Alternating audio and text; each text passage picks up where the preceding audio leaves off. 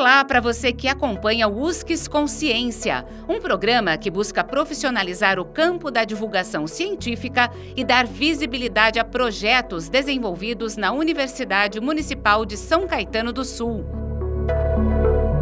O USCS Consciência foi criado para conectar ciência e sociedade e se dedica à prática de divulgação científica a partir dos meios de comunicação em diferentes formatos e linguagens.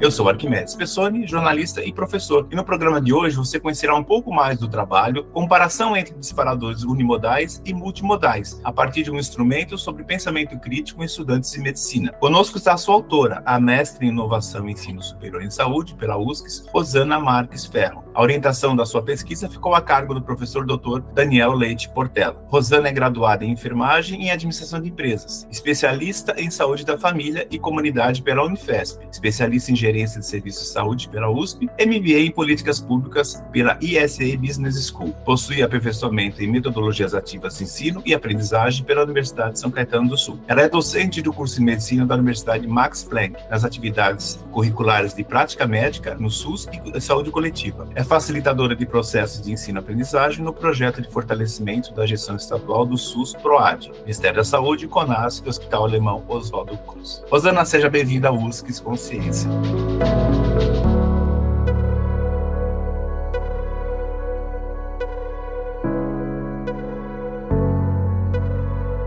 Muito obrigada, é um prazer estar aqui com o senhor professor para contar um pouquinho aí da minha trajetória no mestrado. Pois é, e a sua trajetória começa com uns termos assim muito diferentões, né? Então, como a nossa ideia é tentar transformar o difícil em fácil para aquele que nos ouve ou que nos vê, eu já começaria com o seu título, né? Você coloca lá. O objetivo desse estudo é verificar a potencialidade dos disparadores unimodais e multimodais em suscitar tanto conhecimento prévio quanto elementos de PC sobre os dilemas sociossanitários, antivacina e eutanásia, onde o princípio da integralidade do cuidado pressupõe a detecção de necessidades referidas e não referidas em saúde, na perspectiva da modulação das inter-relações com o contexto social. Jesus, sem nenhum ponto, hein? Aí eu começo perguntando para você, depois de ter ficado roxo, o que são disparadores unimodais e multimodais? Os disparadores unimodais são disparadores que têm, como as vinhetas escritas, por exemplo, são disparadores, é um dispositivo que cria esse alerta como um texto, por exemplo. Então, o unimodal, ele tem uma modalidade do disparador, textual, por exemplo. Os multimodais são disparadores que têm multifunções. Então, ele tem áudio, ele tem visual, ele tem a escrita. Então, a ideia foi comparar esse disparador, que é um disparador unimodal, que também é um bom disparador, é importante dizer, com disparadores que são que têm multifunções, como, por exemplo, como os multimodais. E aí, por que esse tema? Onde é que entra na história? A sua formação de enfermagem é porque é um problema de sala de aula? Por que isso surgiu? Porque eu sei que quando a gente entra no mestrado, você vem com uma ideia e às vezes o seu orientador fala, não, vai por aí, vai por aqui, e às vezes a banca mexe também. Então eu pergunto, por que esse tema inicial? Foi o que você deu entrada na USCS? Então, como é que começou, né, essa minha história aí no mestrado? Eu sempre fui gestora no SUS, né? Eu me formei em enfermagem, eu queria muito ser enfermeira assistencial, mas até por conta da minha formação anterior de administração de empresas, eu fui 15 anos administradora no governo do estado, e aí eu não conseguia, porque as pessoas não me deixavam ser uma enfermeira assistencial, então eu era sempre chamada para gestão. E aí, quando eu me aposentei, eu fui convidada para dar aula, né, pela minha trajetória na gestão em saúde, eu fui convidada para dar aula num curso de medicina. Só que logo que eu cheguei, eu percebi que não basta você ser um profissional de saúde para você ser professor. O professor tem que ter outras competências e outras habilidades. Então, ainda que não tivessem me cobrado, né, o estrito sensu, eu logo me interessei e falei, eu preciso me preparar melhor para essa nova função, né, na educação. E aí eu gostei muito quando eu fiz o curso, o aperfeiçoamento em metodologias ativas na USCS, gostei muito do corpo docente, gostei muito do curso, eu disse, então eu vou buscar um mestrado na USCS, né, que trabalha então com essa metodologia. E eu também havia olhado um pouco para as diretrizes curriculares nacionais para o curso de medicina e vi também, né, a importância, né, e que já estava sendo preconizada o uso das metodologias ativas. Então, eu fiz o processo seletivo por conta disso, e a minha inquietação, né, quando eu fui para o mestrado, e que foi o que eu disse inicialmente para o Brito e depois para o Portela, a minha inquietação é que, dentro desta metodologia, nós utilizamos muito disparadores para poder elicitar pensamento crítico nos estudantes. E eu percebia que, muitas vezes, os disparadores, eles não dialogavam com a intencionalidade educacional. E isso me criou essa inquietação. Eu disse, mas por que será que os disparadores muitas vezes não atingem o seu objetivo educacional? Então eu resolvi estudar isso. Tá, ok, então fechou. Aí como é que você fez você fez um desenho metodológico, né, que tem um nome bem complicadão para quem não é da área, tá assim, estudo transversal realizado em amostra de conveniência, não aleatória, de natureza aplicada e abordagem quanti e qualitativa. A amostra foi composta por 28 estudantes do terceiro ano de um curso de medicina. Como é que você chegou nesse desenho metodológico? Você pegou um grupo de alunos, você queria saber o que deles e de que forma isso veio como resposta, né? Foi questionário, foi diálogo, foi o que foi? Conta para quem a gente quer saber agora. Esse pedaço importante, né, esse fragmento importante da minha pesquisa tem muito do meu orientador, né? Ele que me orientou de fato a como conduzir a metodologia para a pesquisa. Então, nós precisávamos de estudantes que estivessem já com algum grau de estudo mesmo na área da medicina, né, que não fossem estudantes iniciantes, mas que não fossem também estudantes que já estivessem no final do curso, para que nós pudéssemos testar o quanto, na verdade, os disparadores conseguiriam elicitar o pensamento crítico nesses estudantes. E aí nós optamos por pegar quem estava no meio do curso, né, na terceira série. Então, foi uma amostra mesmo não aleatória, então nós escolhemos, né, esses estudantes. Não foi fácil, porque ao explicar para esses estudantes que eles iam responder um questionário sobre pensamento crítico, né, e isso mesmo deixando claro que quem estava sendo avaliado era o disparador e não o estudante, isso criou um certo frisson, um estresse nos estudantes, que muitos não quiseram responder à pesquisa. Então, essa foi a nossa primeira dificuldade. Uhum. Então, nós imaginávamos aí uma amostra de mais ou menos 70 estudantes e nós conseguimos 28 estudantes. Mas, ainda assim, nós conseguimos, né, conduzir a pesquisa. O professor Portela tem muita experiência na área da pesquisa quantitativa, né, então isso facilitou bastante o meu trabalho. Mas aí você fez o quê? Você fez um questionário com questões ligadas aos temas que você falou, que era antivacina e eutanásia, e aí eles tinham que dizer o que eles acharam do tema ou da pergunta, como é que é? O que você queria saber exatamente? Então, na verdade, nós utilizamos um instrumento que já é veiculado internacionalmente, que é o RED, e nós pegamos, então, esse instrumento e customizamos, né, adaptamos para a nossa pesquisa. Então, esse instrumento, ele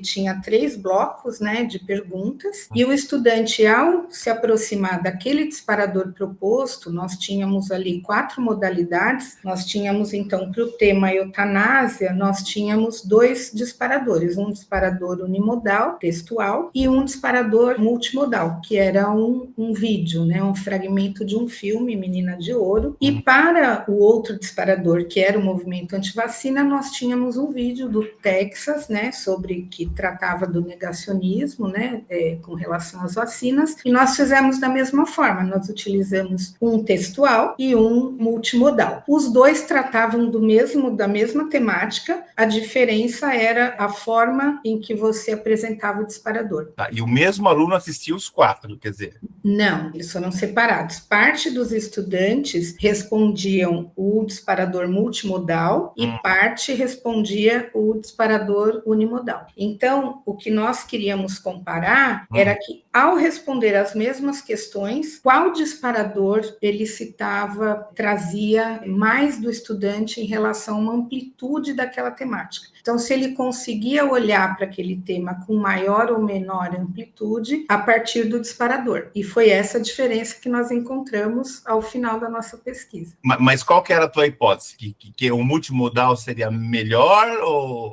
A nossa hipótese, até pensando nessa questão geracional, nessa questão de que os estudantes eles não têm mais paciência para ler, né? Eles não têm mais a cultura da leitura, e isso traz um prejuízo grande, né, para a nossa sociedade. Nós percebemos isso bastante. Os estudantes hoje, né, nós percebemos que eles perderam muita erudição, né, eles não têm tanto repertório, e isso traz para o docente mais um desafio, né, que é conseguir levar para a sala de aula uma forma, né, de despertar nesses estudantes esse interesse, né, o interesse de se aprofundar, o interesse de ampliar seus conhecimentos e desenvolver capacidades. Nós encontramos, então, nossa hipótese era que o multimodal, ele citaria mais pensamento crítico. Uhum. Então, os resultados que nós encontramos, realmente o multimodal tem uma diferença significativa, mas o unimodal ainda consegue cumprir o seu papel também, né? Nós entendemos que ele não deve ser descartado, porque ele ainda consegue cumprir também um papel importante, né? E nos cursos de medicina, a vinheta escrita ela é muito utilizada ainda. Agora, você escolheu dois assuntos assim, meio saia justa, né? Um que tinha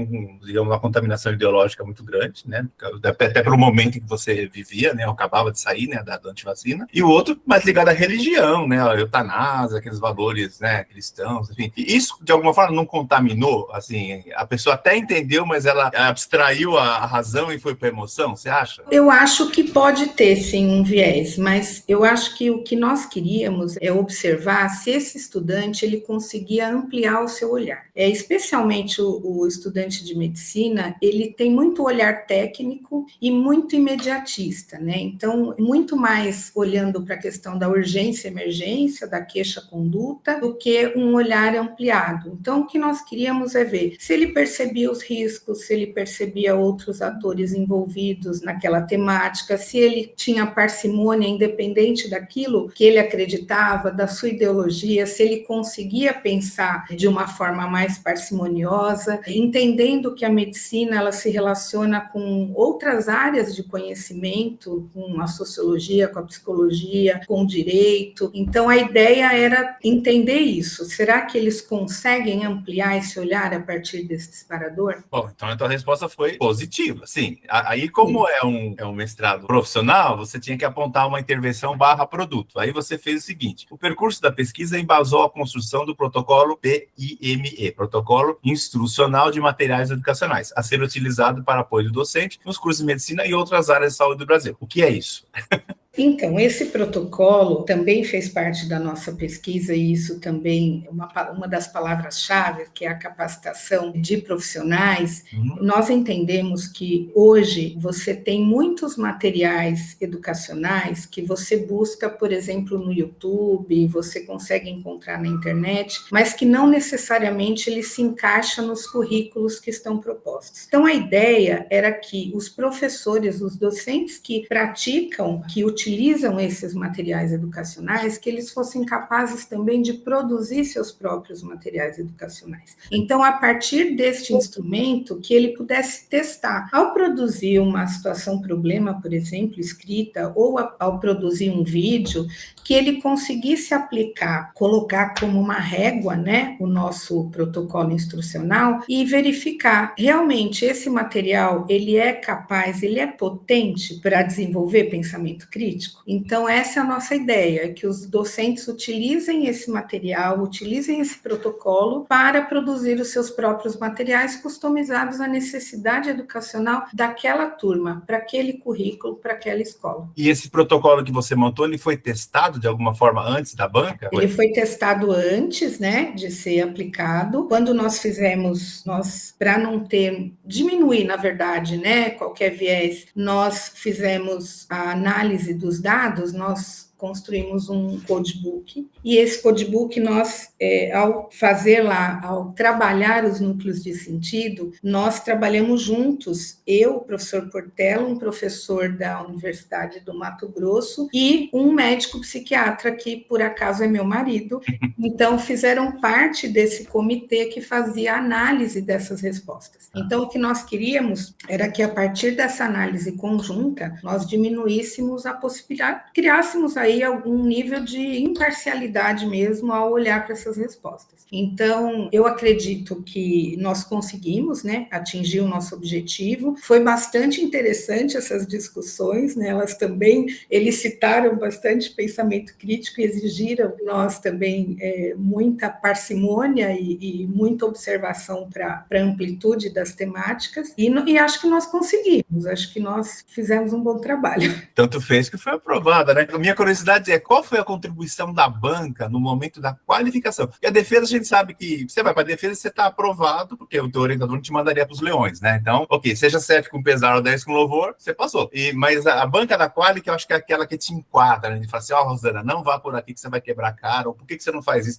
Como é que foi a quali? Foi muito pesado? Então, não foi tão pesado assim. As contribuições, elas foram todas incorporadas, porque elas foram muito interessantes, né? Nós tínhamos lá uma professora do Pará, né, da UEPA, e a professora Márcia, que também trouxe bastante contribuição. Inicialmente, nós falávamos só em construção de materiais para curso de medicina. E elas disseram, por que não? Por que só para medicina? Por que a gente não pode ampliar? Inclusive, nós, por conta disso, nós mudamos realmente, colocamos para profissionais de saúde, né, em que pese a amostra ter sido de estudantes de medicina, mas nós ampliamos, então, né, a nossa discussão dentro da pesquisa e incorporamos também para outros profissionais. E por curiosidade, eu sei que, embora o teu material seja voltado para docente, você pegou discente para contribuir na construção do teu objeto. Você deu alguma devolutiva para eles? Porque além de você ser a pesquisadora, você acho que era professora também, né? Sim. E eles ficaram curiosos, mas professor, o que rolou daquele monte de coisa que a gente respondeu?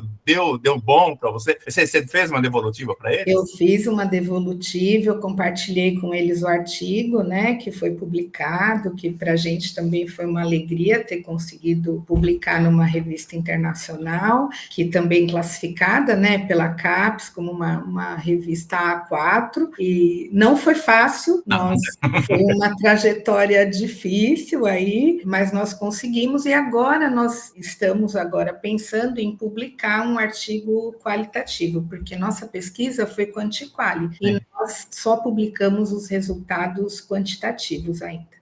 Eu acho que, assim, já tô viajando como ex-orientador, né? Eu acho que o teu, ele abre várias possibilidades. Por exemplo, você fazer a mesma aplicação para alunas de enfermagem. Será? Porque, por exemplo, a medicina a gente sabe que é a turma da metodologia ativa. Eu não sei se a enfermagem está nativa ou ainda continua old school, né? Mas seria assim, ou então comparar, né? O pessoal que é da ativa pega mais do que o outro. Enfim, você tem um monte de coisa para você fazer na vida. Eu não sei se vai ter paciência, tempo, vontade, mas enfim. O difícil é ter tempo, né? A gente tem até convite, né? A professora aqui, Márcia, que participou da minha banca, ela me convidou para aplicar na UEPA, né? Eu e o Portela, a gente ainda está conversando aí, porque a vida dele também é difícil, né? É bastante tumultuada, mas a gente está pensando, sim, em aplicar lá e publicar esse artigo quali, porque eu acho que a parte quali da pesquisa, ela é a mais interessante, né? Nós temos respostas muito interessantes, muito. Eu sou muito suspeito para falar, né? Porque eu sou de humanas, então a quali, eu acho que a quali te dá um material que ninguém tem, né? Número é número, né? Papel é qualquer coisa, né? Agora, a quali, você pegou o porquê da coisa. Você trabalhando a informação, só você tem essa informação, né? E é muito interessante. Quando a gente lê, né, as respostas, são respostas, assim, que chamam muita atenção. Acho que até o leitor gostaria, né, de ler. A gente até pensou nisso, o Portela é muito animado, né? Ele pensou até, sei lá, da gente escrever um livro. Eu falei, nossa, podemos fazer tudo, vamos. Engajada boa, né? Mas enfim.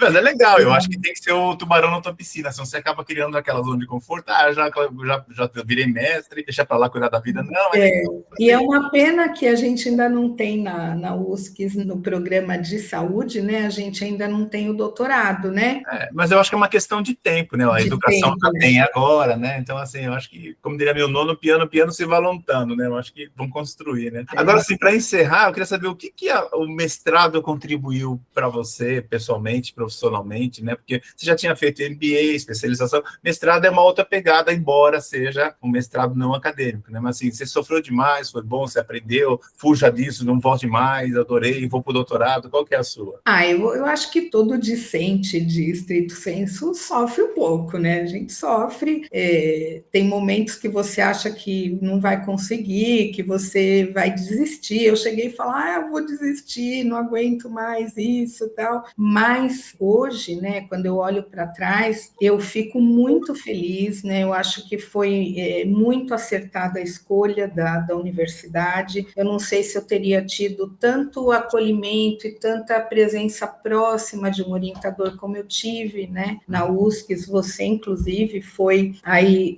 inicialmente, né, nos apoiou aí nos créditos iniciais aí, que foi muito importante para nós também. Então, eu acho que a gente sofre um pouco, a gente tem que abrir mão de algumas coisas da vida pessoal, tem que estudar bastante, mas hoje eu consigo orientar um estudante a fazer uma pesquisa que era algo que, para mim, assim, era muito amador. Hoje, depois de passar pelo mestrado, eu consigo orientar uma iniciação científica. Então, para mim, agregou muito valor na minha vida. Eu acho que eu acertei no meu tema, acertei no orientador e acertei na instituição. Então, tá bom. Esse foi o USCS Consciência, programa sobre pesquisas realizadas na Universidade Municipal de São Caetano do Sul.